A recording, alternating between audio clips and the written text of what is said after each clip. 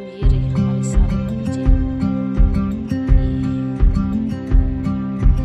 जहाँ वो नीचे से हरा हरा दिख रहा है उससे नीचे गेहूँ है, लौकी है, और जो हमारे बगीचे में बीन्स है।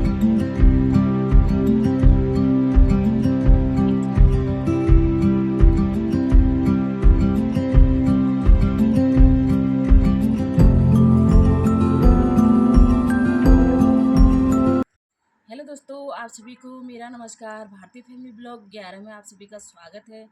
तो आज मेरा दूसरा ब्लॉग की स्टार्टिंग हो गई है। सुबह सुबह हमने नाश्ता भी कर लिया है।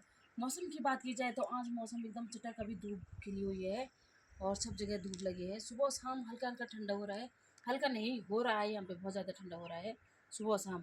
लेकिन दिन में एकदम चटक सी धूप है और मौसम एकदम खुला हुआ है, सब जगह चौकता तो एकदम क्लीन है अभी। तो अब मैं चलती हूँ बगीचे की ओर। देखते हैं, हमने यहाँ पे बो रखे हैं तो आपको दिखाएंगे। ये हमने यहाँ पे बो रखा है मूली। ये मूली हमने पहले बो दी थी, और मूली और धनिया लोकल। और इसमें हमने बोया हुआ है मेथी। मेथी हाँ, जम गई, मेथी भी जम गई है हमारी। ये देखो, कल हमने इसमें पानी डाला था तो निकल गई, मेथी भी जम गई। और इधर की बात करें तो ये वाले बगीचे में हमने बो रखा है मटर। मटर भी थोड़ा थोड़ा बड़ा होने लग गया है, और उधर वाले बगीचे में भी हमने मटर बो रखा है। तो इधर ये वाले बगीचे में देखते हैं, यहाँ पे हमने पालक बो रखा था।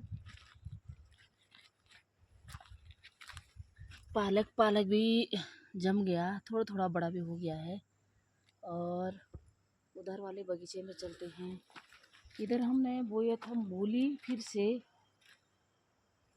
तो मूली भी हो गई है, जम गई इसमें भी। ऊपर वाले बगीचे में हमने लोकल घर की मूली बो रखी थी, और इसमें हमने बाज़ार की मूली, जो बीज था बाज़ार का, वो बो रखा है। तो इधर की बात करें, यहाँ पे हमने बोया हुआ है लहसुन। लहसुन लगा रखा, तो लहसुन भी बड़े बड़े हो गए हैं। और वो वाले बगीचे में उधर हमारा है राई, और इधर वाले बगीचे में अभी जमा नहीं हुआ है, तो इसमें भी राई है, साथ साथ में धनिया भी है। तो ये हमने लास्ट में बोया, इसलिए यहाँ पे ये जमा नहीं है।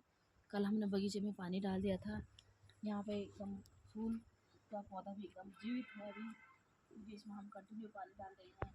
ये दीपावली तक ही, जो सेकंड वाली दीपावली रहते हैं तब तक ही ये फूल रहता है, लेकिन यहाँ पे हमने कंटिन्यू पानी डाला है, तो ये फूल अभी एकदम मस्त लग रहा है बगीचे में। और आगे को चलते हैं। यहाँ पे हमने पुदीना, आजकल पुदीना तो सूख जाता है, लेकिन हम यहाँ पे खाद और पानी कंटिन्यू डाल रहे हैं, इसलिए पुदीना हरा हरा है, भरा है। क्योंकि हमको पर डे चटनी बनाने के लिए चाहिए, तो इसलिए हम इसको पानी डाल रहे हैं। ऊपर की बात की जाती है, यहाँ पे हमारा तुलसी, इधर हमने पूरे कनस्तरों में तुलसी लगा रखी थी, सब हमने निकाल दी, और तुलसी जो पत्ते हैं उसको स्टॉक कर दिया हमने।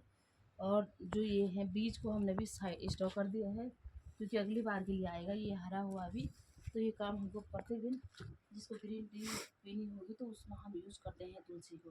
बात आई यहाँ मिर्च है, मिर्च के पौधे अभी भी हरे भरे हैं और मिर्च भी लगी हुई है अभी।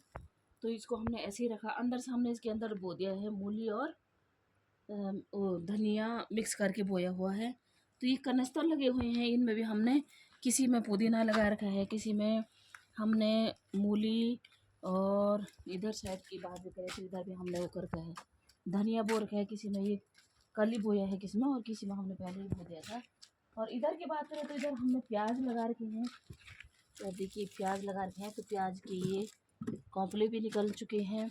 2-3 कनस्तरों में हमने इधर प्याज लगा रखे हैं, और कुछ कनस्तरों में हमने यहाँ पे वो कर रखे हैं, पुदीना लगा रखे हैं।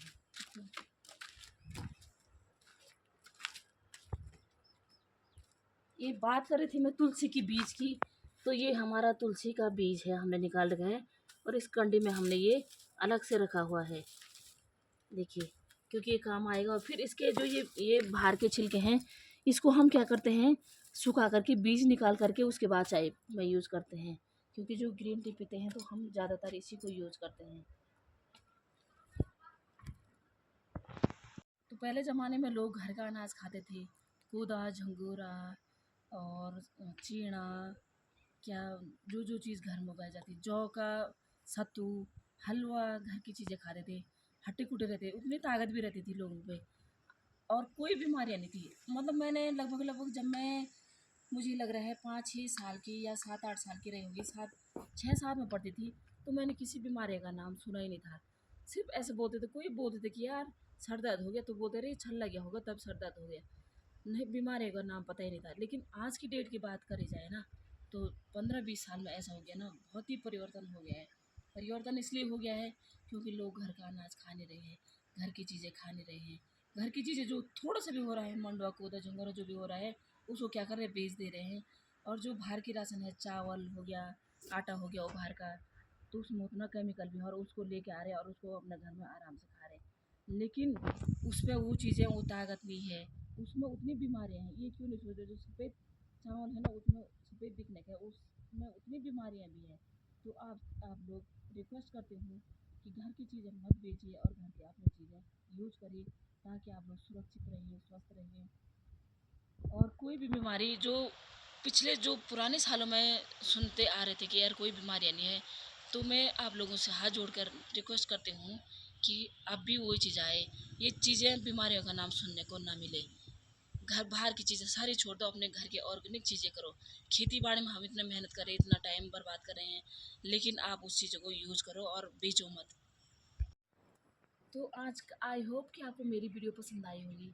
पसंद आई होगी तो लाइक कीजिए, कमेंट कीजिए, अपने दोस्तों के साथ शेयर कीजिए और प्लीज़ मेरा नया चैनल सब्सक्राइब करें, क्योंकि मेरा जो पुराना चैनल था वो डिलीट हो गया और मेरा भारतीय फैमिली ब्लॉग 11 में आइए, आप लोग मेरे साथ जुड़े रहिए।